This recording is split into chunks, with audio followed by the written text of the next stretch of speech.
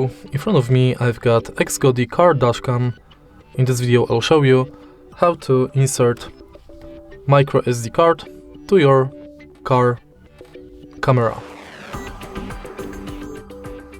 In the beginning, make sure that your card is actually micro SD, and then find the SD card slot on the dashcam. Then insert the SD card facing the front of the camera, just like this. Push it until it clicks.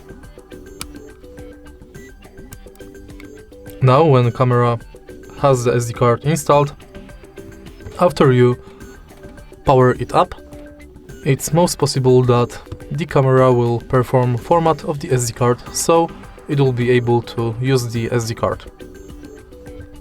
And that's it. If you want to eject SD card, simply press it, and now you can eject it. If you find this video helpful, please leave a like, comment and subscribe.